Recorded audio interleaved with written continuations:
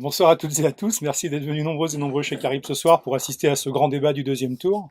Ah, pardon. Alors, pour accueillir Sandra Lubert, qu'on est vraiment très content d'accueillir ce soir. On avait beaucoup aimé en 2013 son premier roman Mobile.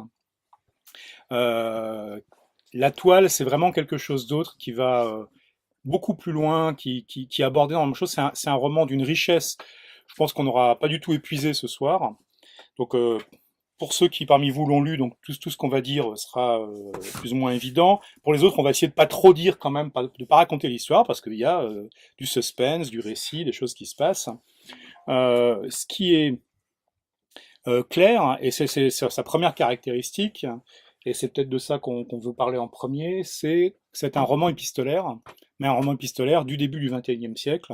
Donc c'est pas fait sur du papier vélin à la plume d'oie, comme les liaisons dangereuses, dont il y a effectivement une inspiration, une résonance dont on va parler, mais ça emprunte les canaux épistolaires d'aujourd'hui, dans toute leur variété, donc depuis le simple email qui reproduit le courrier et les copies carbone de l'ancien temps, puisqu'on peut mettre en copie. Il y a tout ce qui est intermédiaire, et puis il y a les réseaux sociaux, il y a enfin toutes sortes de choses, les SMS. Enfin, donc il y a une variété de moyens effectivement qui est supérieure à celle du XVIIIe siècle, hein, et qui a permis de faire une sorte de mosaïque assez incroyable autour, disons-le quand même, donc de l'histoire d'une start-up, de ce qu'il est convenu d'appeler une start-up, donc d'une entreprise qui travaille dans le numérique contemporain. Et je précise contemporain parce que quand on lit ce roman, on peut facilement avoir l'impression que c'est de la science-fiction, alors que ça n'en est pas, mais que c'est une telle concentration de tout ce qu'il y a justement de, de changement à vive allure dans ce qui se passe aujourd'hui, que ça nous projette dans un truc dont on n'a pas toujours conscience. Et c'est une de ses grandes forces. C'est aussi pour ça qu'on a voulu, avec Anne Adam ce soir, faire résonner la toile avec un recueil qui s'appelle Au bal des actifs, qui est sorti il y a quelques semaines à la Volte, et qui rassemble 12 nouvelles de science-fiction à propos de Demain le travail. Et il nous a semblé, et je pense à Sandra aussi, qu'il y avait beaucoup de choses qui résonnaient donc entre ce caractère revendiqué en fait science-fictif ou science-fictionnel, et puis un roman contemporain, l'un paraissant chez un éditeur dit spécialisé, l'autre chez un éditeur dit généraliste, et que néanmoins il y a tellement de résonance que ça valait la peine de se pencher un peu sur ça. Donc voilà, donc pourquoi le genre épistolaire et Euh, comment?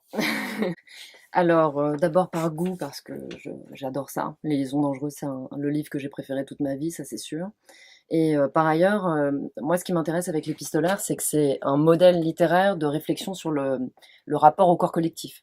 C'est-à-dire que dans tous les romans épistolaires qui ont fait date, donc les Lettres persanes, La Nouvelle Héloïse, les Liaisons dangereuses, en fait, on a la mise enfin, ouais, en espace, pour moi ça se pense comme un espace, mais la mise en espace de différents points de vue sur le rapport à la société, du temps, sur les codes sociaux, sur la manière dont on s'en arrange, etc.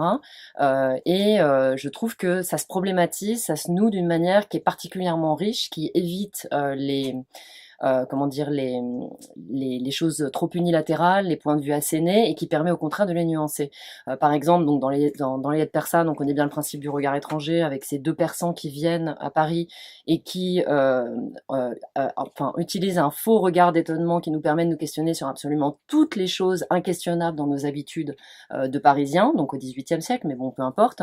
Dans le texte, l'effet un peu futur que tu décris, je pense qu'il vient de ça. Il vient pour moi en fait, j'ai vraiment travaillé sur les trois romans que je viens de citer, et je voulais réutiliser ce dispositif, mais autrement. Arriver à provoquer un détachement, un décollement, en fait, de choses qui sont extrêmement intériorisées, incorporées, donc comme l'usage des réseaux, notre rapport au travail, un certain nombre de frontières qui ont été franchies et qu'on n'arrive même plus à mesurer par rapport à la vie privée, aux choses qu'on devrait protéger, etc. Et ça, c'est la première chose. La nouvelle Héloïse, c'est vraiment la question de la vertu dans la société.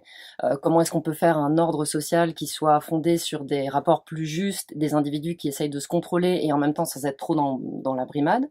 Et puis les liaisons dangereuses, évidemment, c'est comment dire, comment on peut du fait de l'hypocrisie de l'ensemble d'une société, en fait, tout détourner et parvenir à être dans la noirceur la plus complète, mais de ce fait également vraiment dans la plus complète sincérité, paradoxalement, contrairement à toute la société bien pensante de l'époque, catholique, la société des pères, la société des hommes, qui en fait broie un certain nombre d'individus en se donnant le beau rôle.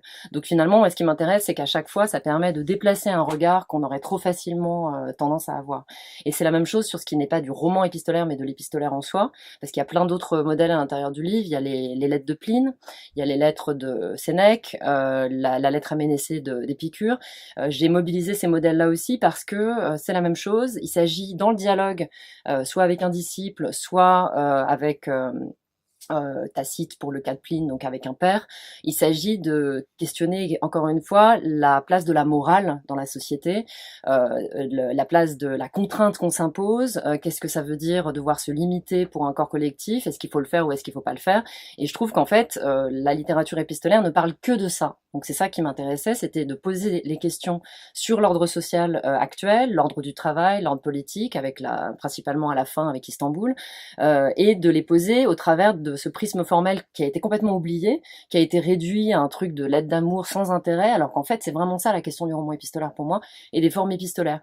Et par ailleurs, dernière chose, il y a un autre aspect du roman épistolaire, enfin de l'épistolaire, mais amoureux cette fois-ci, que lui aussi je voulais réactiver, parce que je dis que ça a été réduit à des lettres d'amour sans intérêt, aussi parce que je pense qu'en fait le genre de l'élégie amoureuse est un genre formidable, que j'aime énormément, qui traverse tout le XVIe siècle de manière flamboyante, et qu'en fait ça aussi, ça s'est perdu, mais que bizarrement, moi l'impression que j'avais sur les réseaux sociaux, c'est que toutes ces questions ne demandaient qu'à ressortir.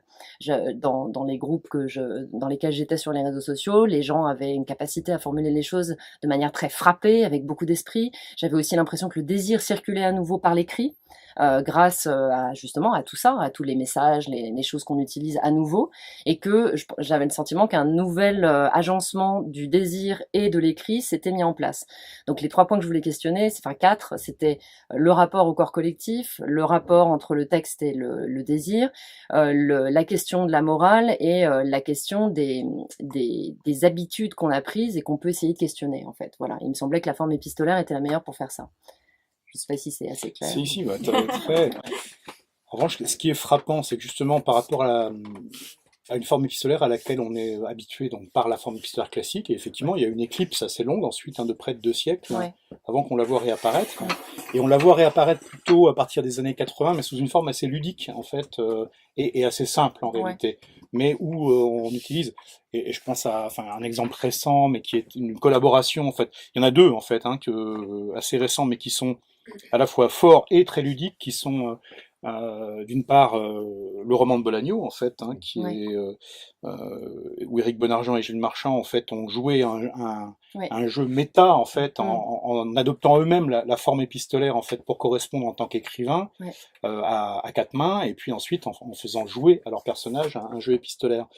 Donc avec vraiment une question d'enquête, c'est-à-dire qu'est-ce qui est dit officiellement dans les courriers, qu'est-ce qui n'est pas dit. Et on retrouve ça sous une forme extrêmement policière dans un Meurtre au poisson rouge, en fait, qui est une collaboration entre 2 grands auteurs italiens de polar, très connus, qui sont Andrea Camilleri, le père de Montalbano, et puis Carlo Lucarelli, qui est un petit peu son homologue pour Bologne, et qui font, en fait, qui ont joué, mais dans un livre très court, à faire correspondre leurs 2 enquêteurs, en fait, mais ils ont poussé le jeu jusqu'à, comme l'ont fait Éric Bonargent et Gilles Marchand, c'est-à-dire à s'envoyer réellement les courriers, et à ne faire qu'à partir de ce qu'ils recevaient. C'est-à-dire que le non-dit restait non-dit. Il n'y avait pas le droit de s'appeler au téléphone pour expliquer. Donc du coup, ça donnait un côté, une sorte de dur, en fait, de l'épistolaire, mais qui restait finalement dans une forme 18e siècle, c'est-à-dire que ce n'était qu'un échange de courrier. Alors que ce que la toile ajoute, c'est la myriade de degrés, en fait, et d'intermédiaires qu'il peut y avoir dans la communication dite épistolaire, ou qui se rapproche épistolaire contemporaine. Et c'est ça que je trouve fascinant, c'est qu'effectivement, on a beau le savoir, y compris quand on est, pour beaucoup d'entre nous, je pense, des praticiens plus ou moins réguliers, plus ou moins fervents, en fait, des différentes formes de communication électronique, de réseaux sociaux, de groupes fermés, de groupes semi-ouverts, etc. C'est de réaliser à quel point l'entrelac, en fait, de tous ces différents niveaux est d'une complexité folle, qui est en fait pas si facile que ça à maîtriser, qu'on peut croire maîtriser, il y en a beaucoup d'exemples, et en fait on ne Ouais. maîtrise pas parce Mmh. que, ne serait-ce que par le jeu, par exemple, des copies d'écran, enfin, qui Ouais. sont des choses qui est à la fois évidentes et en même temps qu'on a presque jamais en tête, en fait, Mmh. quand on écrit un message soi-disant privé, par Ouais. exemple, hein. Ouais. Et Bah, je trouvais que ce travail, en fait, mmh. apparaît énormément. Enfin, donc, Ouais. il y avait une façon, donc je sais pas comment tu t'y es pris, pour un peu à la fois recenser et ensuite le réexprimer sans lourdeur, en fait. Cette toile d'araignée, en fait. Ouais. Bah, par rapport à ce que tu disais sur le roman d'Éric, c'est vrai que la question dans le roman épistolaire, c'est le secret et le public. Ça joue que sur ça, et le désir du lecteur, il se loge dans ces espaces-là. Et il me semblait que du coup, c'est aussi pour ça que c'était particulièrement propice pour parler de la manière dont on communique aujourd'hui, puisque dans le livre, en fait, il y a 3 espaces de communication qui, en fait, correspondent à différents degrés de consentement et de révélation, plus ou moins consciente de la part des agents qui écrivent. Donc, par exemple, il y a la première, comment dire, la première plateforme de communication, c'est la plateforme neutre dans le livre, avec un corps de texte qu'on connaît bien, etc., qui est le mail, qui permet une certaine longueur d'expression, donc des codes beaucoup plus habituels d'expression pour le lecteur de romans traditionnels. Donc dans celle-ci, on croit qu'on s'adresse à une personne en particulier ou à un groupe de personnes en particulier, et en fait, bien entendu, non, puisqu'on s'adresse aussi à Gmail, à machin, on leur donne toutes nos informations, etc. Il y a la deuxième, on peut forwarder les messages, toutes les choses que tu évoquais. Il y a la deuxième plateforme qui est le réseau social, qui s'appelle Medium dans le livre, pour cette raison, parce que je voulais rappeler qu'il s'agissait d'un médium théoriquement, mais qu'en fait ça devenait un médium dans le sens où c'était quelque chose Alors, qui nous sachant scannait. qu'il existe un vrai médium Oui, par je sais, ailleurs, ouais. mais je l'ai appris trop tard, et puis peu importe. Je me suis dit que et donc là, quand on est sur le réseau social avec les messages, là c'est le plus haut degré d'excitation, de consentement total, de tout, jamais questionné et engagé dans une pulsionalité qui fait que de toute façon, plus on y est, plus on cède.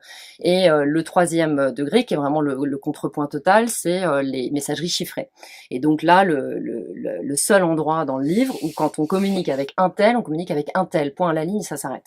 Et d'ailleurs, les gens ont d'autres noms, d'autres identités. Ce sont des plateformes qui sont incroyablement codifiées entre les acteurs qui les utilisent, ce qui n'est pas le cas des autres, où il y a un code, mais en fait, le code, nous, on ne le connaît pas, ou plus exactement, il nous est imposé par la puissance des médias en question. Et donc, moi, ce que je voulais mettre en évidence dans l'agencement entre les différentes parties, c'était ça, c'était à quel point il y avait une forme de brouillage, mais un brouillage qui, selon moi, vient quand même beaucoup de ce que j'évoquais tout à l'heure, c'est-à-dire de l'excitation, de la partie extrêmement pulsionnelle de notre usage de ces machines, qu'on a tout le temps à la main, on attend tout le temps de revoir un bip qui surgit, etc.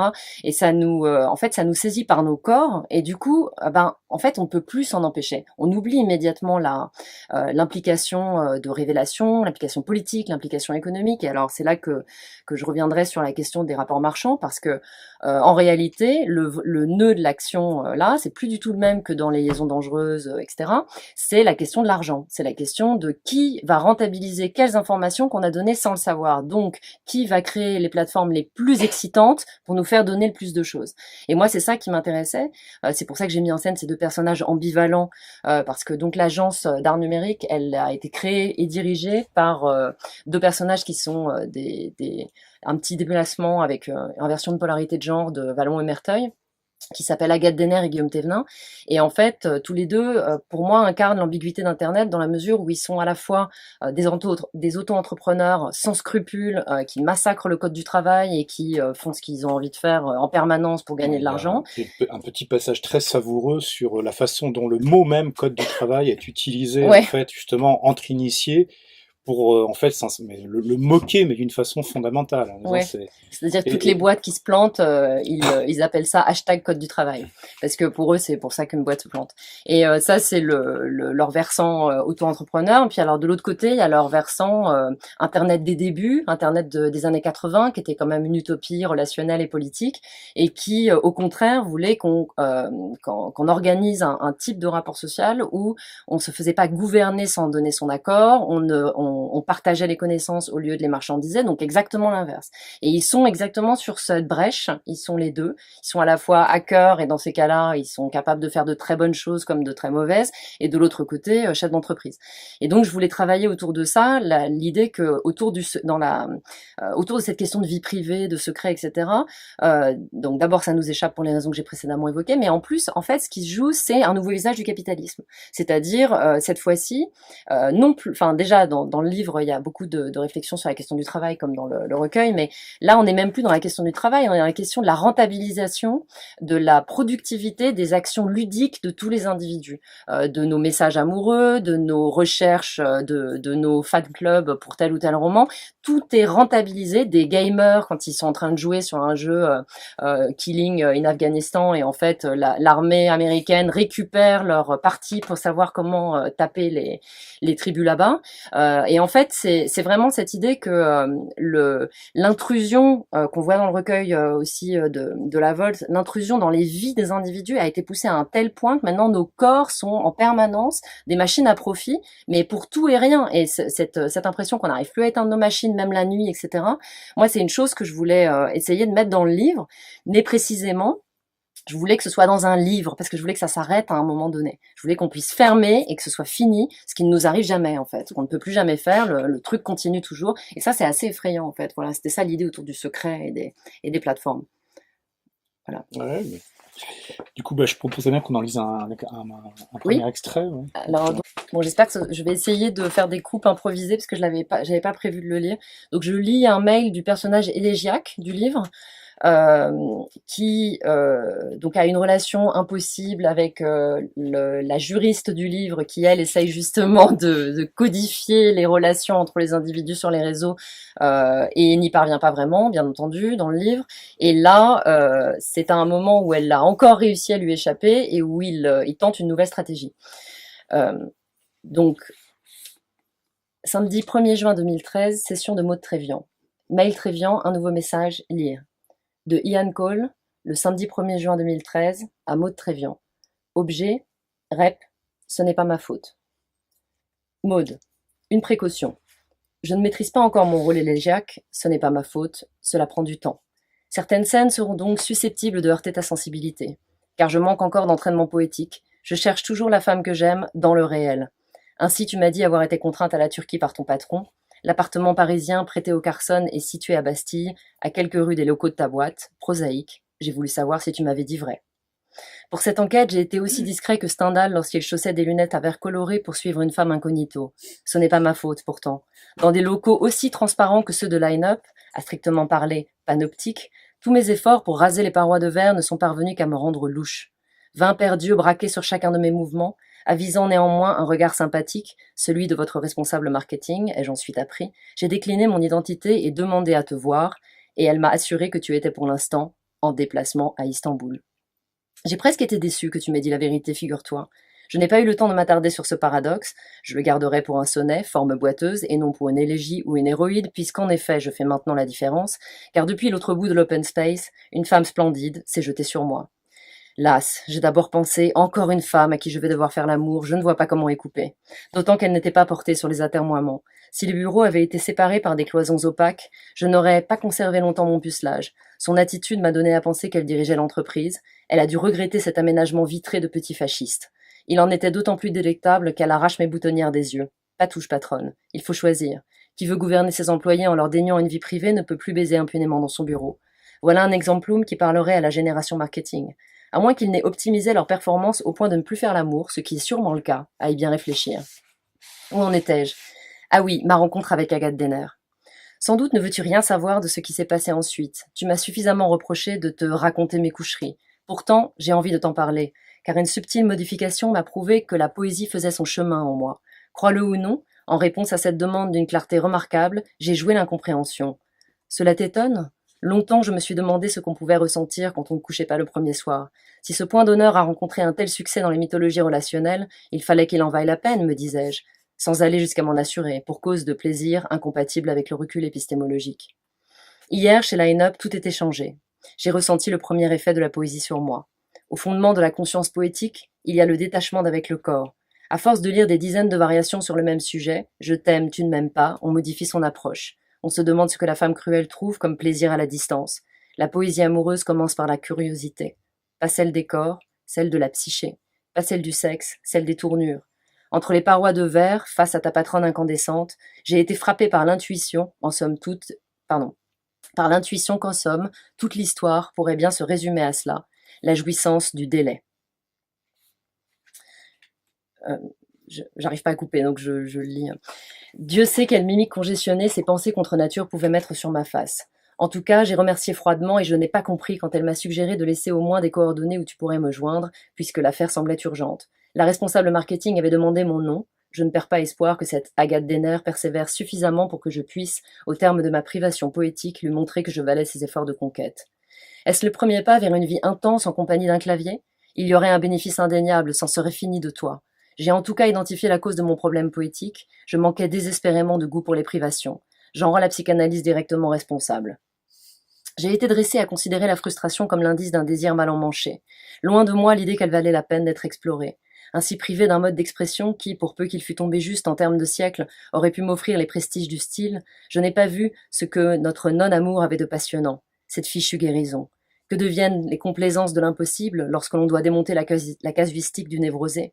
Le lyrisme repose sur le délice de l'illusion, l'analyse, le trac. Comment me faire croire que tu es cruel quand tu es seulement handicapé des émotions ? Comment me faire croire que tu m'aimes depuis toujours alors que depuis 5 ans rien ne se passe ?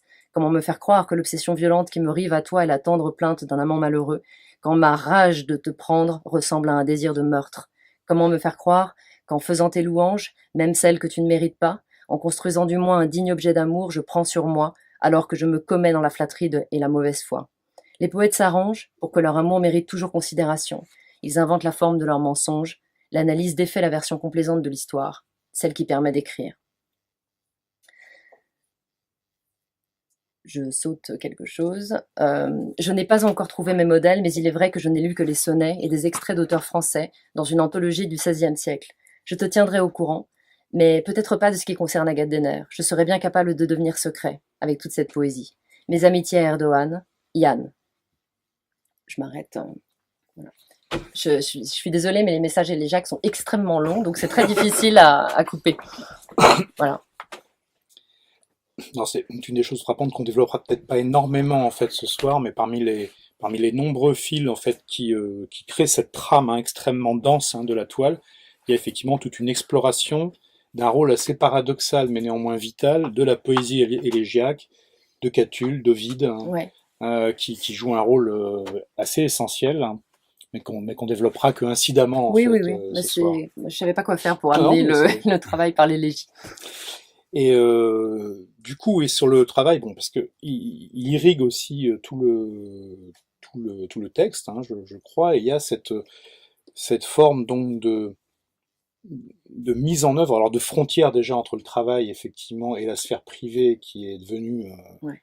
extrêmement poreuse, enfin extrêmement ténue, et qui renvoie donc, et là je me tourne un peu vers Anne, mais à un certain nombre de thèmes qui ont été abordés en fait donc dans leur dimension science-fictive, dans leur dimension spéculative, dans le recueil au bal des actifs. Donc, Oui, alors, oui, en même temps, c'est très réel. Ce que je disais tout à l'heure, justement, lorsqu'on échangeait dehors, c'est lorsque j'ai commencé à lire la toile, j'ai cru que ça se passait dans le futur. En fait, extrêmement, ça se passe en 2012. Et en même temps, lorsque j'ai lu la toile, moi, j'ai eu l'impression d'être au travail aujourd'hui, dans mon propre travail, effectivement, avec ces relations profondément nauséabondes, comme tu dis, où c'est une quête permanente de mise en avant, d'ambition personnelle, de profit. Ça m'a beaucoup frappée. Et en fait, c'est assez stupéfiant de voir à quel point finalement le genre sens-fictif ou le genre, je sais pas comment toi tu appelles la toile, parce que du coup je ne sais pas. Un roman épistolaire. Un roman épistolaire, voilà. Se recoupent par bien des points dans leur capacité à mettre en situation des personnes lambda, enfin nous, enfin vous et moi, dans des situations qui sont ou fantasmées ou réelles ou futures à venir, mais en même temps terriblement réelles, de deux manières différentes, mais en même temps très très proches. Je me suis beaucoup interrogée finalement en lisant la toile sur ce qu'était le genre science-fictif. Il y a une réalité du travail aujourd'hui qui n'est pas de la science-fiction, qu'on va voir dans la toile, qu'on va voir dans le bal des actifs, hein, qui présente 12 nouvelles, donc 12 points de vue sur le travail avec 12 manières d'asservir les gens, en grosso modo pour caricaturer. J'ai été très frappée effectivement par les similarités des deux ouvrages, leur capacité, en tout cas la capacité qu'avait la toile à mettre en situation, vraiment en mettre en état de conscience, je sais pas comment dire, ça m'a énormément frappée. Donc je sais pas par rapport à ce que tu voulais développer en termes d'écho sur le Non, travail. mais je trouve qu'il y a vraiment cette exploration qui est extrêmement concentrée dans la toile, qui est plus répartie logiquement dans un recueil de nouvelles, hein, mais Mhm. qui touche quand même sur des mots enfin, que tu as utilisés tout à l'heure, mais qui pour moi sont au centre de l'ensemble, il y a quand même des notions de précarité, donc que d'aucuns vont appeler liberté. Ouais, Justement, il y a des notions d'addiction que d'aucuns vont appeler jouissance, ouais. Mm. et Mhm. puis il y a des notions de servitude volontaire Mhm. que d'aucuns vont appeler épanouissement, et qui sont vraiment à Ouais, chaque fois extrêmement présentes, qui ouais. sont présentes dans le bal des actifs, hein, Ouais, où il y mais a... c'est rigolo parce que justement c'est présent dans le bal des actifs. Mais alors peut-être que c'est moi qui suis tordue dans ma tête, hein, vous me direz. Mais parce que je sais que c'est un recueil science-fictif, je me dis ouais, effectivement c'est de la science-fiction. Ok.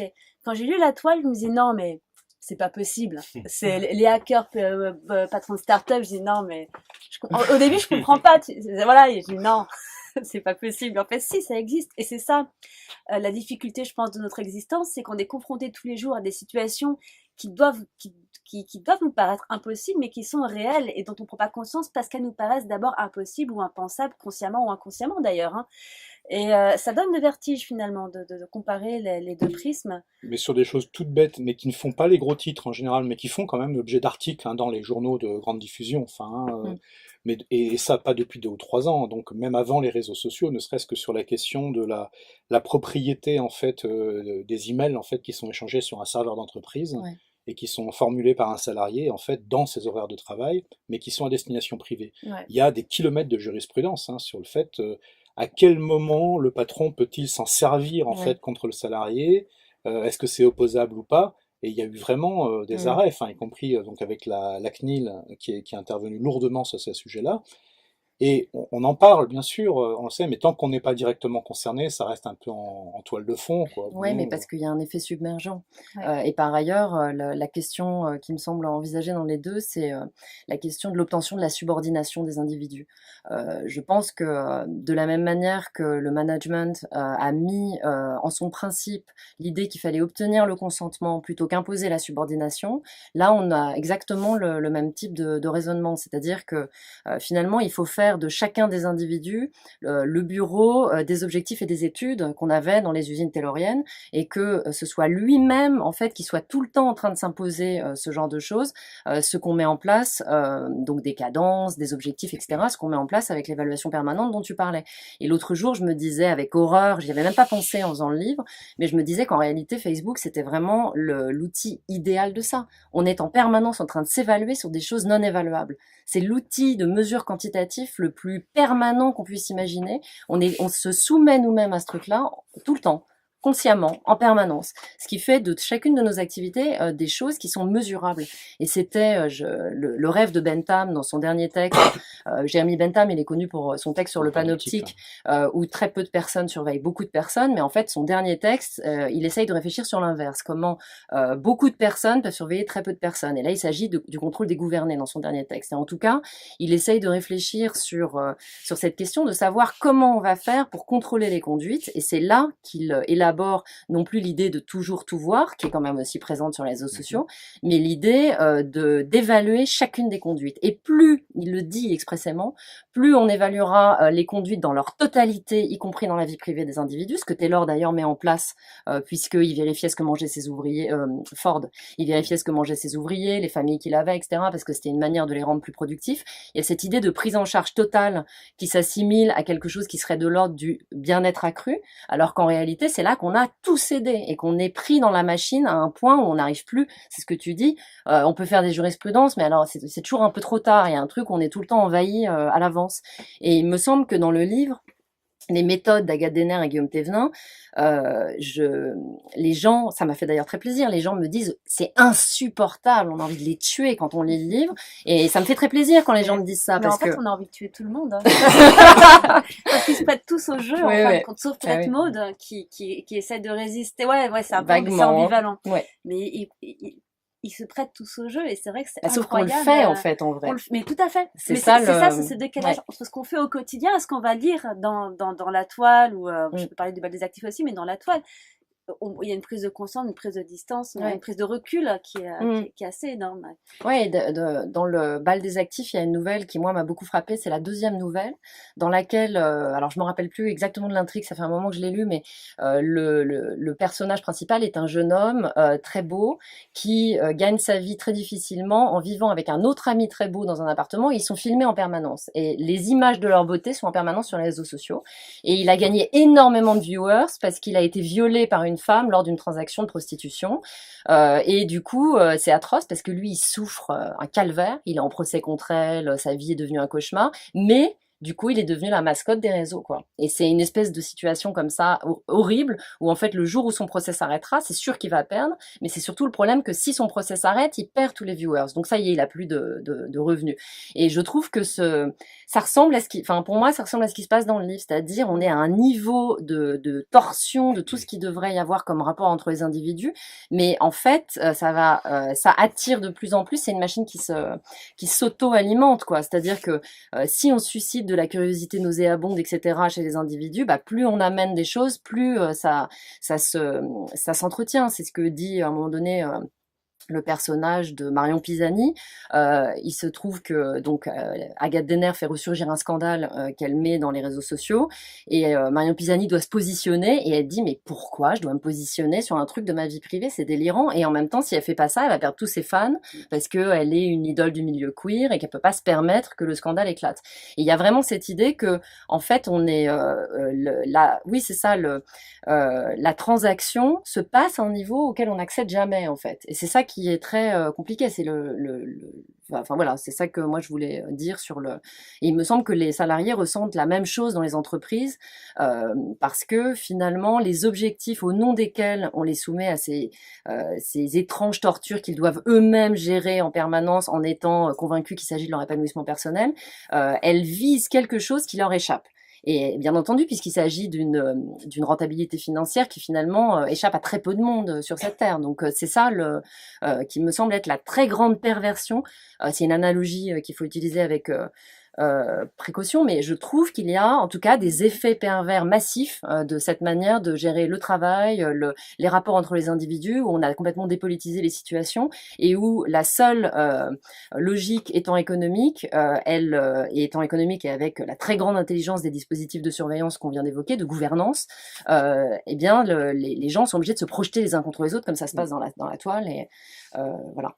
Est-ce que sous leur forme de nouvelles, d'ailleurs, qui par définition va chercher à concentrer les effets sur un nombre de pages très limité, Ouais. on retrouve dans quelques-unes en fait des nouvelles du Bal des Actifs, et Ouais. notamment je pense à celle de Catherine La Dufour, première, oui. la première en fait qui est, pour simplifier, parce qu'évidemment même une nouvelle est plus riche qu'un mot, mais ce qui est autour de l'extrême précarité, enfin et de l'ubérisation en fait de chacun étant son auto-entrepreneur ultime, mais vendant non plus une journée, mais vendant l'équivalent d'une course effectivement en voiture, mais à l'échelle de un paragraphe à corriger dans un guide de voyage, enfin un maquillage à essayer dans voilà, tel endroit, le meuble et donc à faire un dans tel assemblage de tâches en fait qui finissent par faire une journée de travail, mais qui sont toutes ridiculement payées, et donc il faut en accumuler beaucoup et qui font qu'il n'y a plus effectivement les gens sont en permanence en train de travailler alors sur des choses qui auraient pu avoir jadis un aspect vaguement ludique, mais qui ne le sont plus, enfin, évidemment, et avec une projection effectivement extrêmement concurrentielle de tous contre tous pour obtenir ces petits boulots qui sont devenus, c'est même plus des petits boulots d'aujourd'hui, parce que là on est en science-fiction, c'est des boulots microscopiques en fait, mais il faut en assembler beaucoup pour y parvenir. Et je trouve que il y a cet abîme, enfin, qui s'ouvre quand on pousse, enfin, qui est une des techniques quand même qu'utilise la science-fiction, c'est de pousser en fait les choses un cran plus loin Oui, et parce de que voir où ça nous mène. ouais, bah, en plus dans cette nouvelle, c'est un couple et ils finissent par être dans une concurrence atroce l'un avec l'autre. Bon, et surtout les murs de leur studio, qui étaient déjà minuscules, réduisent au fur et à mesure, alors qu'eux, ils sont tout le temps en train de travailler sur leur machin. Et ça, c'est vraiment hyper juste, c'est-à-dire qu'on est à un tel niveau d'aliénation qu'en réalité, on n'a jamais le temps de réfléchir à ce dans quoi on est engagé. Et en plus, les murs se réduisent autour de nous. Et bon, en ce moment, le deuxième tour des élections présidentielles ne fait que le révéler. Enfin, c'est vraiment exactement ça qui se passe. Mais ce qui est frappant dans cette nouvelle de Catherine Dufour et dans la suivante que tu évoquais, donc de Stéphane Beauberger, Oui. c'est qu'il y a un consentement, il y a une soumission, il y a aucune remise en question de la situation, tout c'est normal, parce que dans la première nouvelle, le couple trouve ça, ils bossent toute la journée, mais pour eux, voilà, c'est comme ça, ils doivent bosser, et puis on verra bien, mais c'est comme ça, il n'y a pas de remise en question. Des fois, ils en ont marre, mais voilà, ça va pas plus loin. Et dans la seconde nouvelle, ce qui est assez frappant, c'est l'histoire de ce type qui se fait violer et qui devient bankable parce qu'il s'est fait violer, c'est que lui, tout ce qui compte pour lui, c'est gagner l'argent pour pouvoir manger le lendemain. Et il s'en fout. Effectivement, il vit cette souffrance de sa vie privée livrée au quotidien des internautes. Mais lui, tout ce qui compte vraiment, sa grande déchirure, sa grande crainte, c'est est-ce que je vais avoir de la thune demain pour manger, et presque qu'importe le reste, parce qu'il se fait violence à lui-même pour supporter sa situation. Ce qu'il veut, c'est pouvoir être encore vivant le lendemain. Et voilà, une sorte de soumission qui s'installe violemment, mais progressivement en tout cas, certainement. Oui. Et tu retrouves deux autres, qui en revanche, elles travaillent plus la question qui est très forte dans la toile, justement, de l'exposition en fait de la donnée privée et du mélange entre la donnée publique et la donnée privée à des fins d'évaluation Ouais. et en fait de marchandisation du lien social. Ouais. Enfin, et qui sont la nouvelle de Katie Stewart et de Norbert Marjanian. Donc, alors qu'un auteur assez étonnant, qui lui n'est pas réputé être de science-fiction, mais qui, comme beaucoup de Russes contemporains, enfin, c'est un émigré russe aux États-Unis, hein, donc on ne devrait pas le compter dans les auteurs russes, mais il écrit vraiment comme un auteur russe contemporain. Donc pas de science-fiction, mais connaissant énormément de science-fiction en réalité, qui s'appelle Gary Steingart et qui a écrit il y a quelques années un roman qui s'appelle Super triste histoire d'amour, et où l'une des composantes, c'est que le crédit, en fait, un mélange de crédit financier, de crédit social et de crédit culturel de chacun est consultable dans la rue, en fait. Ce qui est très proche de certaines applications qui existent d'ores et déjà. C'est juste pousser un cran plus loin. Et effectivement, il en ressort le fait que chaque like en fait récupéré sur l'équivalent de Facebook devient en fait un argument monétisable de façon extrêmement directe. Donc on retrouve de façon extrêmement présente dans le fait de la façon de juger la qualité d'un travail ou sa pertinence ou son potentiel marchand en fait, et bien dans l'obtention de l'adhésion en fait des gens, donc avec des logiques qui sont vraiment de capitalisme tardif, voire très tardif, mais extrêmement puissante. Enfin... Et l'entrée dans les corps et aller, enfin, je pense pas qu'on puisse aller plus loin. Il y a non seulement la jouissance que j'évoquais tout à l'heure, mais il y a aussi ce que Golejac appelle le contrat narcissique avec les individus. Donc ça marche encore plus fort sur les réseaux sociaux. C'est-à-dire que au fond, dans cette espèce d'extrême précarité subjective qu'on décrivait il y a un instant, la seule chose qui nous reste, qui est alors l'antithèse de la stabilité, mais qu'on perçoit comme ça, c'est l'image qu'on envoie sur tel réseau, le relevé de performance qu'on a à la fin du mois dans la boîte, en fait, c'est l'inverse de ce qui pourrait nous stabiliser, et c'est la seule chose qui nous reste pour conforter notre valeur. Donc je pense que c'est vraiment un très très haut niveau de fragilisation, et que l'ensemble de ces pratiques, elles reposent sur ça, et que c'est très difficile à défaire dans la mesure où les individus sont seuls avec leur miroir et avec la spécularité que ça implique, donc très sensibles aussi aux logiques de haine, de comparaison, avec l'encouragement à la concurrence d'autant plus, et que je pense que la construction d'un corps collectif dans ces conditions est incroyablement acrobatique. Enfin, ça semble, c'est ce que tu disais, on voit dans les nouvelles, on le voit très bien, ça ne leur vient même pas à l'esprit, ils sont seuls. C'est-à-dire qu'un problème qui est d'ordre social et d'organisation du travail, et même de conflits politiques, les gens le perçoivent comme un problème personnel qu'ils ont. mon patron me veut du mal, mon machin, un truc, il essaie de m'humilier, je sais pas faire mon travail, machin. Et en fait, ça ne se perçoit plus que dans ces termes-là. Il y a une sorte de psychologisation qui a fait disparaître absolument la scène politique, donc la scène de l'action possible. C'est assez... Enfin, moi, dans le livre, c'était une des choses que je voulais raconter, mais pour le coup, moi, j'ai voulu... j'en parlais avec Danielle Linhart, que vous aviez invité pour présenter le livre, et elle me disait dans le livre, dans le recueil, elle, ce qui lui avait fait mal, c'est que il n'y avait pas d'option, quoi. Que les gens étaient juste là, seuls. Et c'est vrai que moi, j'ai pas supporté ça. Dans le livre, j'ai essayé. Ça se passe en Turquie et malheureusement, l'avenir m'a pas vraiment donné raison. Mais je voulais qu'il y ait au moins un moment dans le livre où Internet soit aussi le levier pour autre chose, quoi, pour une réorganisation des actions, des objectifs, de la représentation de ce qu'on pouvait avoir comme commun, parce que je crois qu'on peut même plus dire autre chose, il faut utiliser un autre terme. Et c'est vrai que ça a été court, etc., mais que ça a aussi existé. Et maintenant, j'ai l'impression qu'à part l'occupation des places, qui paradoxalement se stabilise sur un lieu donc matériel, et avec l'aide des réseaux sociaux, donc d'une technique virtuelle, l'occupation des places est le seul endroit, alors c'est assez maladroit, ça se casse très vite la gueule parce qu'il y a cette espèce d'horizontalité qu'on n'arrive pas à hiérarchiser et à construire en action, c'est ce que raconte le bouquin pour Taksim, mais que à ce moment-là, il y a quand même cette velléité, elle existe encore en réalité, je pense, elle existe encore, c'est juste qu'elle a du mal à se mettre en place, et moi je la vois sur des toutes petites échelles, donc chez les hackers, etc., ils sont extrêmement organisés en collectif, mais c'est juste que on a du mal à je sais pas comment importer, pour utiliser ce lexique-là, à importer ces pratiques-là dans le corps social, puisque maintenant on peut plus considérer que le syndicat dans le lieu de travail va pouvoir faire ça, sauf dans les usines, les boîtes, machin, parce que comme il y a une déstabilisation permanente des postes de tout le monde, qu'on est tout le temps balancé d'un endroit à un autre dans les boîtes, en réalité, la logique du syndicat dans le lieu de travail, elle est devenue extrêmement compliquée à mettre en place. Et c'est aussi ce brouillage avec tous les boulots que t'expliquais, où on bosse de chez soi, où on est hyper seul et tout aussi précarisé que dans les usines et tout, mais en fait, on ne sait pas comment s'agencer collectivement avec d'autres individus.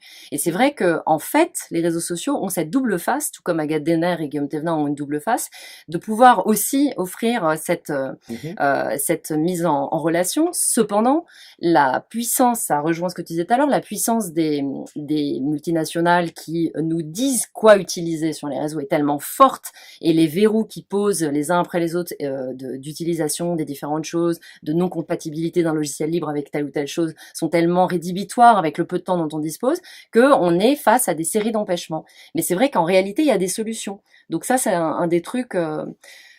et pour le coup, ça, c'est pas de la SF. Hein, c'est juste que bon, les choses se sont pas encore enclenchées suffisamment clairement. Mais voilà. Enfin, Ceci dit, on en reparlera parce que ça, sinon, ça va vraiment nous ouais, emmener sur au total plus de 2 heures, et ce qui est pas ce qu'on a prévu. Mais non. moi, je ne pense pas que Au bal des actifs soit aussi radicalement pessimiste que l'apparence qu'il peut avoir. Ouais. Je pense qu'il y a beaucoup plus de lueurs d'espoir en fait à l'intérieur, mais qu'elles sont utilisées d'une façon là qui est très science-fictive. Donc il y a d'abord des constats qui sont massivement raides. Ouais. Et l'espoir vient plus dans les creux en fait que dans Ouais, c'est vrai. la revendication. Enfin, Et dans je pense. l'ironie Voilà. des Alors que narrateurs.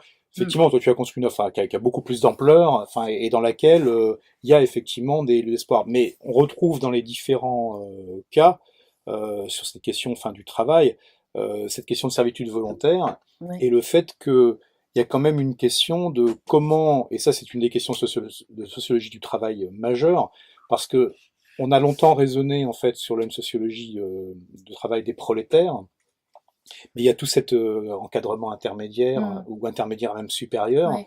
qui en fait se voit comme étant du côté des puissants et des chefs, hein, alors qu'en réalité, et c'est ce que montre en fait aussi bien les nouvelles Au bal des actifs que la toile, ils sont extrêmement prolétarisés, parce que ce n'est pas que une question d'un niveau de vie, c'est aussi une question de à un moment, la force de travail, ça fait longtemps que c'est plus ça que le capitalisme demande. Il demande ton âme. Ouais, Enfin, ouais. et donc il l'obtient. Mais ils ont besoin de la créativité, c'est ça le pire. Et comme celle-là, effectivement, elle se mesure pas uniquement au nombre d'heures, il faut qu'il y ait autre chose, et c'est bien les façons d'aller traquer ça, en fait, qui sont intéressantes. Et on va en parler tout à l'heure si on parle un peu plus justement des questions art, business et codage, parce que c'est typique sur c'est pas un hasard si on parle d'une start-up numérique qui est sur les questions justement d'art et de business, parce que c'est quelque chose d'éminemment pas enchaîner quelqu'un à son établi pour faire ça, enfin ça ne sert pas à grand chose, quoi. Non, Donc il faut bien être plus violent et plus rusé en fait de la ouais, part du capitaliste, enfin, mm, ou du manager. ouais, Enfin, ouais. Là, juste pour dire reboucler sur ce que tu disais, pour moi, Le Bal des Actifs, alors c'est vrai que c'est un livre qui est plutôt sombre, mais pour moi, c'est un livre qui se bat, qui lutte et qui dit les choses. Parce qu'il y a beaucoup de choses à dire quand même. Ça fait quelque temps que ça s'est Ouais. installé, cette situation, je sais pas moi, de soumission volontaire ou d'embrigadement collectif, de disparition d'un corps collectif possible. D'ailleurs, je crois que toutes les issues plus ou moins positives qui arrivent dans le livre, toutes les fins d'histoire, c'est toujours un héros, une héroïne, un protagoniste. C'est jamais une communauté qui arrive à faire bouger les choses. Ça m'a très frappé, enfin ça m'a beaucoup frappé, pardon, lorsque j'ai mis les unes à côté des autres les nouvelles. C'est toujours une initiative individuelle, voire peut-être deux, qui va faire que ça, il va se passer quelque chose. C'est jamais un collectif. Alors peut-être que j'en demande trop. non. Mais en tout cas, pour moi, c'est un bouquin qui se bat. C'est un bouquin qui dit les choses et on a besoin de dire les choses au jour d'aujourd'hui plus que jamais. Et c'est ce que fait aussi la toile pour le coup. On voit les choses, on les ressent vraiment. Je crois que c'est l'étape. On en est là aujourd'hui avant de pouvoir changer les choses. Est-ce que je Vous lis en le direz confessionnal? voilà, Ouais. le Alors confessionnal, c'est justement, bien. le livre, il y a 3 parties et le livre est organisé, à chaque partie, il y a une œuvre d'art contemporain numérique qui est une sorte de problématisation de l'ensemble des choses qui ont été traitées dans la partie, en fait. C'est aussi une manière pour moi, du coup, de figurer encore différemment, parce que j'ai essayé de changer de mode de figuration en permanence pour toujours dire la même chose. Hein, donc là, on en est, c'est la première fête, donc la première performance de qu'on découvre dans le livre. Et elle est plusieurs fois racontée par différents personnages. Donc là, au moment où je le prends, elle a déjà eu lieu. Je vais vous lire un petit passage qui est sur la plateforme chiffrée, entre les deux personnages manipulateurs qui s'appellent sur cette plateforme Arg et Googleator. Ce sont leurs noms sur cette plateforme-là. Et ensuite, un mail d'un personnage qui raconte comment s'est passée cette fête, cette soirée. Jabber OTR, Arg. Arg. Panique au poulailler en ce dernier dimanche de septembre. Google a tort. Ils ne savaient pas qu'ils désiraient la détresse affective, et ils en redemandent. Arg. Nous avons créé du besoin d'effraction intérieure comme de parfaits capitalistes. Extraction consentie de leurs données les moins publiables, partage sauvage et jouissance collective de cette abdication. Google a tort. Les beautés de la transparence. Arg. À propos, nous avons encore reçu une lettre de la gendarmerie nous demandant d'identifier un des utilisateurs de notre nœud de sortie Tor. Google a tort. Les forces de l'ordre ont la fascinante propriété de ne pas comprendre que le but de Tor est de garantir l'anonymat. Arg. Ils ont poussé le couplet jusqu'à me demander pourquoi nous protégions de potentiels cybercriminels alors que nous défendons les droits du net. Google a tort. Et tu leur as répondu que nous défendions essentiellement le droit de se contredire et le droit de s'en aller? Dimanche 30 septembre 2012, session de Marion Pisani. Mail Pisani, un nouveau message, lire. De Maud Trévian, le dimanche 30 septembre 2012 à Marion Pisani. Objet, une question d'étiquette. Cher Marion, ce confessionnal, donc, comme convenu. Quoi te dire? C'était tordu, on s'y attendait. As-tu eu tort de ne pas venir? Peut-être, du point de vue de la documentation. Certes non, du point de vue de la santé mentale. Thévenin, que j'ai eu l'occasion, comme Denner d'ailleurs, d'observer de près pour la première fois, est très porté sur le brouillage des repères en matière de réjouissance. Il m'a fait l'effet d'un roi soleil inversé. D'abord, tout ce qu'il dégage tient du funèbre. Quelqu'un dans la soirée m'a affirmé que sur lui, même les polos prennent des airs de corset lombaire. D'aspect égal, jamais un pli d'embarras au front, lisse comme la cire, bien pris dans sa taille, muscles secs, physionomie n'inspirant rien et attirant moins encore. Ensuite, il n'impose l'étiquette que pour la bouleverser. C'est extrêmement fatigant, et on ne peut gagner à ce jeu dont il change les règles à mesure. On le dirait vieilli dans les intrigues, mais il n'a pas 40 ans, il a dû commencer sa carrière dans les langes. Il dispense les blessures comme d'autres les faveurs, et nul ne semble au fait du subterfuge, et tous le remercient pour ses cruautés.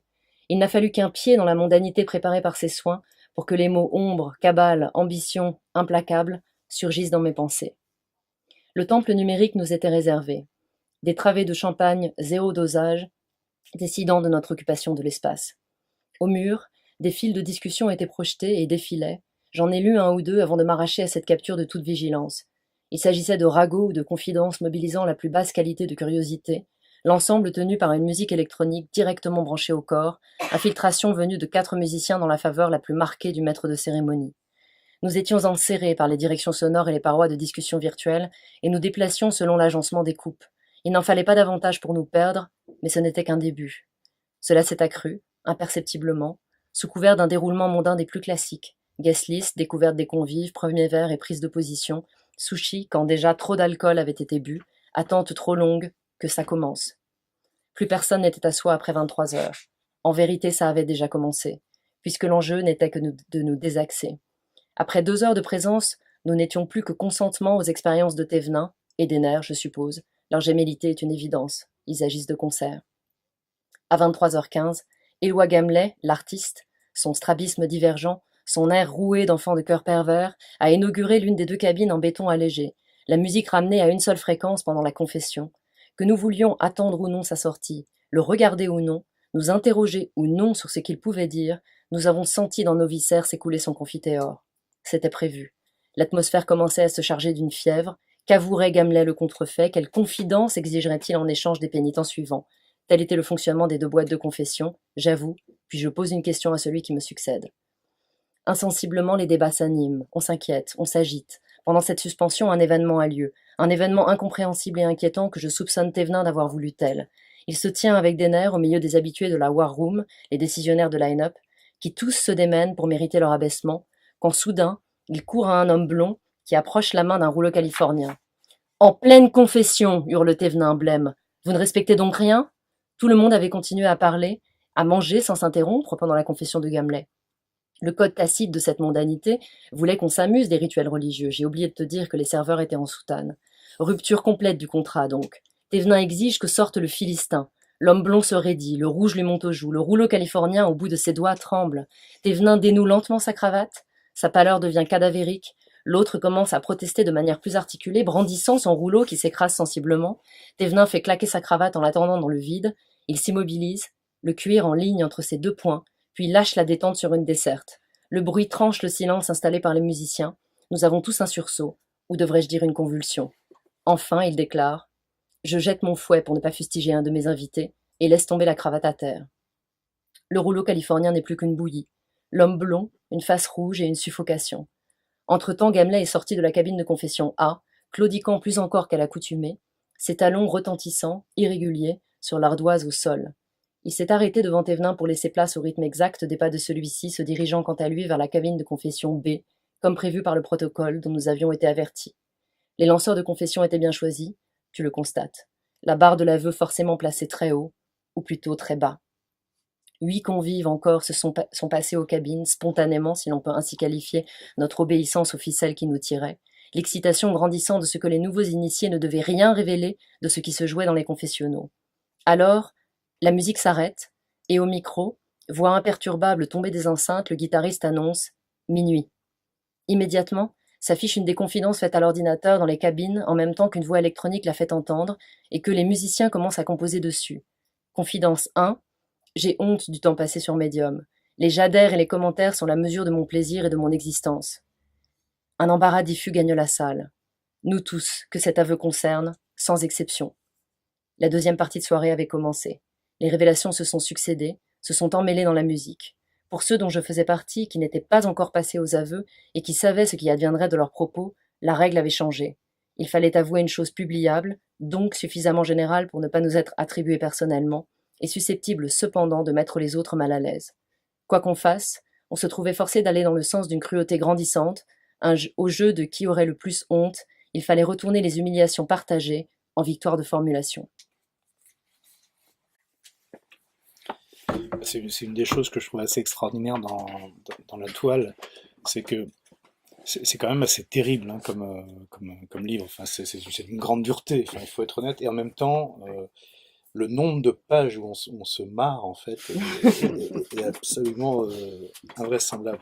Et je pense qu'il y a 2 choses là-dedans, c'est qu'on retrouve cette espèce d'esprit 18e siècle projeté dans le 21e, donc en fait c'est cette méchanceté cardinale de Valmont et de Merteuil qui savent faire esprit et de tout, pardon, la noirceur.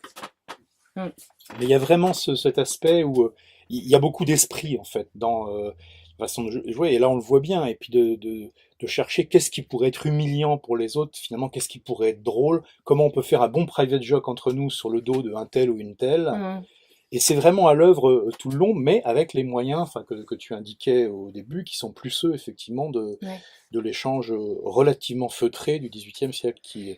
Oui, alors là, en l'occurrence, je pense que personne n'identifie la référence, mais c'est une sorte de reprise d'un passage de Saint-Simon, dans lequel il raconte comment Louis XIV, pour ne pas fustiger un de ses nobles, a jeté son épée par la fenêtre. Donc j'ai vraiment repris exactement l'étiquette de Louis XIV. C'est pour ça qu'il y a ce truc au début où il dit c'est un roi soleil inversé. Voilà. En fait, c'est pour montrer qu'il y a une étiquette. Contrairement à ce qu'on croit. C'est extrêmement organisé. Et le fait même de défaire, donc de faire un truc absurde et d'arrêter de le faire en plein milieu, etc., en fait, tout ça fait partie d'une stratégie. Comme je vous disais tout à l'heure, je pense que les techniques néolibérales sont d'une intelligence. Là, quand tu parles de noirceur machiavélique, moi, il y a un truc que je trouve qu'il fallait exploiter avec effectivement des modèles littéraires qui avaient pas peur de parler de ça et de se fasciner pour ça. Saint-Simon ne parle que de ça, des hiérarchies, comment on humilie les gens, comment on défait les hiérarchies. Et en fait, ce truc court aussi à l'intérieur du texte. Maud, qui est le personnage qui parle là, la juriste, elle utilise souvent Saint-Simon comme prisme, en fait, mais je ne le nomme clairement qu'à un moment. Mais elle, en fait, son regard, c'est toujours celui de Saint-Simon. Mais c'est pour la même raison que ce qu'on évoquait tout à l'heure, c'est parce que en fait, il me semble que des formes existent pour réfléchir à ces choses. Alors, elles ont été utilisées pour réfléchir à d'autres moments et à des situations différentes, mais en vrai, elles sont d'une efficacité redoutable. Moi, c'est ça que je trouve intéressant. Voilà. Mais là, donc, tu as situé le gros en fait des enjeux et du jeu en fait dans un milieu qui est malgré tout, enfin on l'évoquait tout à l'heure, donc un peu particulier, qui Oui, est ce milieu où se rejoignent en fait l'informatique, l'art et le business pur et dur. oui. Alors on sait, enfin au moins depuis Benjamin et Adorno, que de toute façon, enfin l'art c'est du business, enfin, mais enfin, et en tout cas, là, il y en a une démonstration, puisqu'il y a vraiment une instrumentalisation de tout. Enfin, ce que je disais Ouais. tout à l'heure, de tout est Mm. instrumental, tout permet en fait de faire du buzz qui lui-même devient en fait de l'argent, in Ouais. fine. Enfin, et un capital social et culturel qui n'a en fait de sens, Mm. sauf très rares exceptions et qui justement sont à la fois des fenêtres un peu d'espoir que tu mets en place, de rejet finalement de la marchandisation ou de la financiarisation ultime. Ouais. Non, il n'y en a pas beaucoup dans le livre quand même. Non. Non. Il y a l'élégie, je crois, qui est la seule à s'en sortir. Et parce que Et personne n'en veut, mais. là, c'est aussi une forme, donc, parce que tu as deux éléments, bon, je trouve, hein, de rappel au réel, tu en as évoqué un tout à l'heure, enfin, mais bon, il y a un élément purement physique, qui est la tempête, en fait, Ouais. qui vient brouiller justement le déroulé, en fait, parce que c'est une tempête, enfin, même si l'augmentation du nombre de tempêtes dans l'Atlantique, en fait, a des causes humaines, Euh, on le sait, ouais, enfin, ouais. contrairement à ce qui se disent parfois chez certains sceptiques. Mais cette tempête, donc, qui coupe les communications, Mm. qui fait qu'il y a menace de cyclone, en fait, sur la côte est des États-Unis, Ouais. d'une part, donc change en fait les cartes et quelque chose qui était qui devait bien se dérouler d'un seul coup est perturbé. Et puis ensuite cette manifestation, comme tu disais tout à l'heure, même si l'avenir en fait par rapport à 2013, en fait la Turquie de 2017, on peut pas dire qu'effectivement ça soit la grande Mm. joie, mais il y a eu en tout cas, enfin à un moment, il y en aura peut-être d'autres. On peut pas complètement insulter l'avenir malgré tout. Enfin, Mm. il y a ce moment où la présence physique de manifestants, donc sous des formes qu'on connaît enfin, désormais dans la manifestation, mais qui utilise effectivement une partie de l'arsenal Ouais. social et numérique, mais qui est aussi ancré dans des parcs, dans des jardins, sur des places, avec des tentes, et qui crée un rappel au réel. Et je trouvais que bon, il y a notamment bah, là c'est un gros spoiler, hein, excusez-moi, mais il y a un artiste qui ne vient pas en fait, Ouais. qui finalement fait capoter Ouais. Ouais, c'est vrai. un projet. Mm. Et alors que tout son intérêt, son financement, enfin justement, sa règle du jeu aurait été de faire, en fait, justement pour des raisons là qu'il faut bien appeler à la fin politiques, Ouais. refuse de jouer le jeu. C'est un des très rares cas, Ouais. mais ça grippe totalement la machine, Ouais, hein, ouais, parce tout que à fait. justement, quand il y a finalement même une seule personne, pour peu qu'elle ait un peu d'importance, ou un peu plus de personnes si elles sont moins importantes, donc il y a une question de masse de manœuvre, Ouais. ben, ça grippe quand même sérieusement la machine Ouais. de nos deux compères Ouais.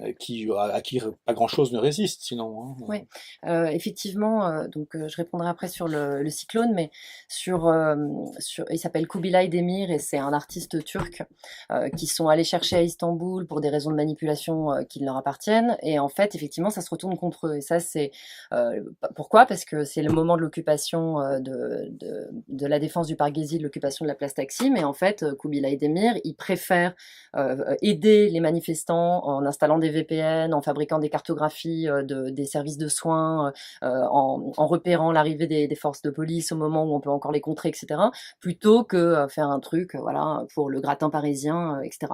Et donc, effectivement, c'est le premier moment où se brise leur pouvoir absolu. Et ils se brisent, en effet, parce que soudainement, l'appel de la présence avec les autres sur cette place pour défendre les 3 derniers arbres qui ont réussi à survivre au temps qu'Erdogan sont soudainement un enjeu qui a plus d'importance. Donc ça, c'est effectivement, il y a ce moment-là, et du coup, je le comparerais paradoxalement avec ce qu'était l'élégie romaine et ce que dit Yann à la fin, le personnage élégiaque, parce que en vrai, ce que nous rappelle Paul Venn et qu'on a complètement tendance à ignorer quand on lit de l'élégie, c'est que c'était une forme extrêmement codifiée. Les élégiaques ont l'air de raconter leur vie, de s'adresser à des femmes qui ont existé, etc., mais elles n'existaient pas, la question n'était pas là. La question était de poser un modèle pas de citoyenneté, mais de présence politique à Rome au siècle d'Auguste, donc qui était un siècle où il y avait une grande pudibonderie, où il fallait être un guerrier et où il fallait être un homme marié et disponible soldatesquement pour l'empereur. Et eux, pour s'opposer à ça, pour se positionner comme des individus qui puissent avoir du temps libre, qui puissent se déployer pour autre chose que être à disposition de l'armée, gagner de l'argent, etc. Donc on rejoint quand même vraiment les mêmes problématiques, un peu déplacées, écrivait de l'élégie. Et d'ailleurs, Ovide, c'est un grand jeu dans les textes d'Ovide, mais il est tout le temps en train de mettre en scène le fait qu'il n'écrit pas de la tragédie, il a chuté et qu'il écrit de l'élégie. Mais évidemment, il le retourne en permanence. Et c'est ce choix de l'infamie. Et c'est un peu la même chose avec Kubilay Demir, puisque Kubilay Demir perd toute son invitation au temple numérique, tous les machins qui allaient venir pour sa carrière après, et peu importe, parce qu'il préfère être sur cette place. Et de la même manière, les élégiaques latins, ils revendiquent un certain nombre de choses infamantes pour les citoyens de l'époque, donc par exemple avoir des sentiments, être impuissant, un certain nombre de choses qui amusent énormément Ovide par exemple et qu'on retrouve quand même aussi chez Properce et chez les autres, et c'est une manière de se mettre en scène comme homme différemment de ce que l'État attend d'eux. Donc je trouve que en fait on retrouve quand même quelque chose, et que tu parlais tout à l'heure du fait qu'il fallait dire les choses, et je pense que plus encore que de les dire, en tout cas c'est une chose qui moi m'intéressait, parce que Kubilay Demir est quand même capable de mettre les choses en forme, comme le sont d'ailleurs les hackers qui viennent aider à Taksim et tout.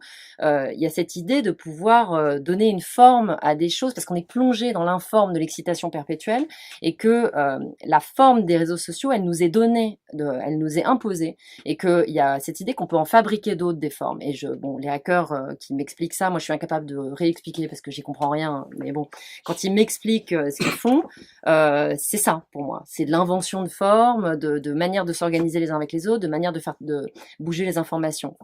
Maintenant, je repasse à la question du cyclone. Effectivement, ça grippe la machine. Et moi, ce qui m'intéresse, c'est pour ça qu'à ce moment-là, c'est la deuxième partie, et c'est la problématique extrêmement propre au genre épistolaire cette fois-ci, mais pas le roman épistolaire, le genre épistolaire. La question de savoir avec quelle maxime diriger son action apparaît pile à ce moment-là. En quelque sorte, cette espèce d'explosion qu'amène la tornade, qui amène sur les réseaux sociaux son équivalent, comme on le vit aujourd'hui avec les élections présidentielles, une espèce de tornade de commentaires complètement débiles, de haine, de je sais pas quoi. Et en fait, les gens, du coup, il y a une espèce de phénomène comme ça, je sais pas comment dire, mais tout se désintègre un petit peu. Et c'est le moment où le personnage de l'élégiaque, qui est souvent là pour porter ce genre de paroles, commence à poser la question de quel maxime il faudrait avoir pour diriger son action, et il a des amis qui lui parlent d'Épicure, de la lettre à Ménécée, du tétrapharmacone, etc., et donc de l'idée qu'on pourrait essayer d'avoir un équilibre, une balance entre les plaisirs et les peines. Et dans la même partie, on voit les deux managers transformer cette idée de manière totalement perverse avec leurs employés, aussi bien Épicure que Sénèque, qui pareil avait des espèces d'idées de contraintes, etc. Et en fait, c'est le moment que j'ai choisi pour poser ces questions-là, précisément à cause de cette irruption du réel. En fait, en gros, la première partie, elle est là pour poser la machine idéale qu'ont fabriqué les deux pervers, idéale pour eux, hein, j'entends. Et ensuite, il y a des éléments comme ça de perturbation et qui amènent les personnages à se redisposer par rapport à cette question. Enfin, moi, c'est comme ça que je le voyais. Voilà. Comme leur tourne en fait, on va pas nécessairement creuser en fait les différents sujets. En tout cas, moi, ce qui me semble l'une des caractéristiques manifestes hein, de la toile, c'est que c'est un livre. Enfin, je pense que ça se sent dans notre discussion, enfin, qui peut se relire plusieurs fois, ce qui est pas le cas de tous les livres.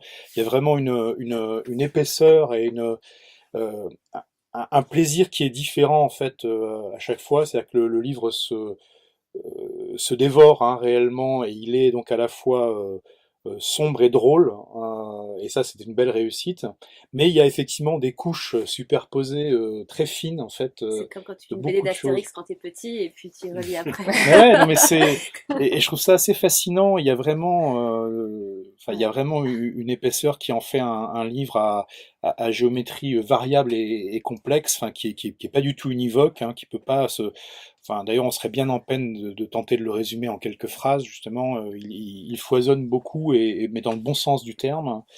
Et voilà, et j'aurais bien aimé, paradoxalement, voilà, qu'on finisse parce que le livre lui-même se met en abîme lui-même, en fait, et ça dès son prologue. Ouais. J'aurais bien aimé qu'on conclue, en fait, par ce prologue, parce il est assez étonnant. Enfin, Donc on s'est expliqué, remarque. C'est une contrainte du roman épistolaire, normalement, de faire une préface du rédacteur où le rédacteur explique qu'il n'a rien à voir avec les échanges et qu'il les a agencés sans plan préétabli, mais généralement pour qu'il y ait un effet moral de cette mise à disposition du lecteur des correspondances. Avis au lecteur. Autant prévenir, je m'exprime sous contrat. Les phrases, je ne les ai pas écrites. Je n'ai pas choisi un seul mot. Je ne suis pas convaincu par ce livre. Je ne veux pas vous convaincre de l'ouvrir. Point de lyrisme, ni de démonstration. J'ai mis en ordre des informations, rien de plus. Je compense l'algorithme quand il ne sait pas faire. L'intelligence artificielle ne peut pas tout, quoi qu'on en dise. Elle ne peut pas composer de romans. Même les romans optimisés par les indicateurs de fréquentation des liseuses, il y faut un sens de la narration. Il y aura toujours un humain dans la machine. N'empêche que je ne suis pas l'auteur. Je suis l'opérateur. Catégorie tri de données complexes sur Mechanical Turk, l'application qu'Amazon a créée pour faciliter la vie des patrons. Parmi les offres d'emploi non qualifiées, il y avait un contrat assembleur de données épistolaires, roman. J'ai postulé. Ça ou autre chose. L'épistolaire, je ne m'y connais pas plus que vous. J'ai reçu des mégabits de correspondance et puis débrouille-toi, visionne des tutoriels. En somme, c'est le marché qui m'a choisi. L'édition française a estimé que je valais mieux qu'un autre, puisque je coûtais moins cher. Pourquoi je prends la parole si je ne suis qu'un assembleur produit ? D'abord, la vie offerte, c'est la ristourne qui m'a permis de décrocher le contrat. Ne rien coûter et en faire plus, c'est une habitude que les éditeurs ont plus encore que les autres employeurs. Avant, ils comptaient sur la vanité des écrivains, maintenant ils comptent sur la précarité financière des diplômés. Ils s'adaptent. Ils sont très darwiniens dans cette profession, même s'ils s'en défendent. Ce n'est pas vendeur l'exploitation pour le public lettré, vous comprenez ? C'est une clientèle délicate, à état d'âme, il faut la ménager. J'ai cependant été choisi, moi, quadragénaire malgache sans protection sociale, parmi les premiers prix du marché de la narration, parce que je proposais gratis la vraie fausse préface. Wikipédia l'affirme, dans un roman épistolaire, le rédacteur s'adresse au lecteur avant que l'histoire commence. Pour des raisons que je renonce à élucider, il doit feindre de n'avoir pas été directement mêlé à l'affaire des épistoliers, révéler comment les documents sont arrivés jusqu'à lui et selon quelles dispositions morales il les a réunis. Nul ne s'intéresse aux conditions de production de son loisir, c'est un fait bien connu, reste que c'est une contrainte du genre d'en causer. N'ayez pas d'inquiétude, je ne peux pas tout expliquer, il me couperait les signes excédentaires. Je ne peux même pas ruser en disséminant des notes, comme avait fait Jean-Jacques Rousseau, un auteur de best-seller du XVIIIe siècle. Les notes, je n'y ai pas droit. La charte de consommation littéraire proscrit les petits caractères, car les lecteurs n'y posent même plus les yeux. Les diagrammes des liseuses sont formels. Leurs données ont remplacé les règles de l'Académie française. Elles permettent d'accroître l'efficacité littéraire de l'intérieur. Exit les ralentissements, le style, les idées et les mots de plus de 3 syllabes. On fait de beaux chiffres de cette manière. Je m'en tiendrai donc à l'essentiel. Vous allez m'oublier, votre plaisir est à ce prix, mais je serai toujours là, caché dans la boîte qu'Amazon a fabriquée pour votre divertissement. D'ailleurs, Mechanical Turk s'appelle ainsi en hommage à un Dupri, le Turc mécanique. Un automate, contemporain de Rousseau, qui pouvait rivaliser aux échecs avec les plus grands joueurs. Un mannequin articulé, peau sombre, moustache, turban, cape, derrière un échiquier posé sur un meuble en érable. Un tiers du meuble était constitué d'engrenages pour faire croire à la mécanique intelligente. Les 2 tiers restants dissimulaient l'homme qui jouait la partie du dessous, recroquevillé, en activant les bras du Turc grâce à des leviers. Dans la version numérique, qui nous met en présence aujourd'hui, ce que dissimulent les 2 tiers cachés de la machine, c'est la force de travail dématérialisée, la pensée, la mienne, celle de mes concurrents, les humains dans la machine. Mechanical Turk est une application qui compare pour vous le coût des prestations dont vous avez besoin. C'est bien pratique. L'intelligence artificielle nous trie selon des indicateurs strictement économiques, soulagement des patrons et des âmes sensibles. Ainsi, ce livre est une machination sans auteur ni éthique. Du reste, les correspondances que j'y ai agencées ne parlent pas d'autre chose. C'est l'histoire d'un jeu à double fond, intriquant des humains, des machines et des informations. Je n'ai pas d'avis la concernant. J'ai bricolé des datas qui s'apparentaient aux débris d'un crash collectif. Le meuble, d'où j'active les leviers de narration, ressemble à une boîte noire, mais je ne suis pour rien dans l'accident. Maintenant que j'ai ajouté une vraie fausse préface pour vous informer des conditions de fabrication, que vous les acceptiez ou non, la suite ne me regarde plus. Je me tasse de nouveau dans le compartiment secret. Le moment venu, j'activerai la boîte vocale du Turc. Son mécanisme de gagnant n'a qu'une parole disponible. Échec. Voilà, donc, je mentionne juste au passage, avant de conclure, sur ce thème de l'écriture enfin, assistée par ordinateur ou par intelligence artificielle, il y a 2 romans qui sont très intéressants, qui sont l'un qui s'appelle Exemplaire de démonstration, qui est un des tout premiers romans de Philippe Vasset, qui est vraiment un roman précieux, puis un tout récent qui prend les choses évidemment depuis un angle du terrain différent, qui est le Hada de Antoine Bello, qui est également de très bonne qualité, enfin, dans un genre différent, chez le même éditeur. Gallimard Blanche. Donc voilà, j'espère que ce qui est clair à l'issue de cet échange, c'est que ce soit au bal des actifs ou la toile, sont des textes en fait qui sont précieux parce qu'ils éclairent de façon bien différente, mais qu'ils éclairent vraiment la réalité contemporaine, enfin ce dans quoi on vit, des choses qui nous touchent sans qu'on s'en rende toujours compte parfaitement. Qui donne un coup de projecteur d'une extrême puissance en fait sur des choses qui devraient nous tenir probablement davantage à cœur qu'elles ne le font. Il y a une part de choses qui nous échappent et je trouve que la toile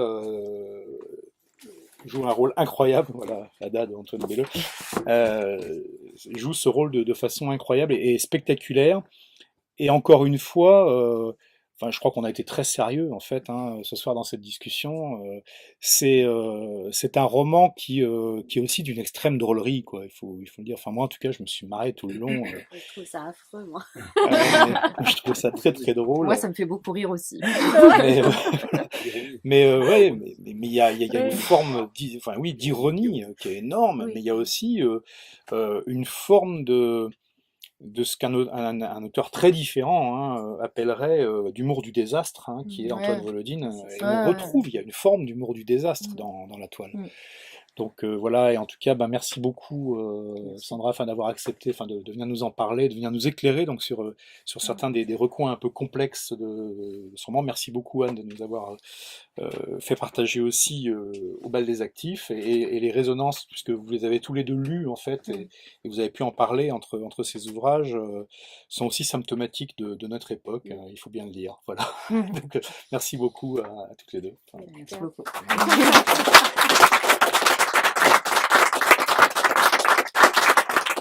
Et bien entendu, on peut continuer la conversation autour d'un verre ou de plusieurs, une fois que vous aurez fait des provisions en fait de ces livres, qu'il ne faut pas hésiter à offrir parce qu'ils sont salutaires.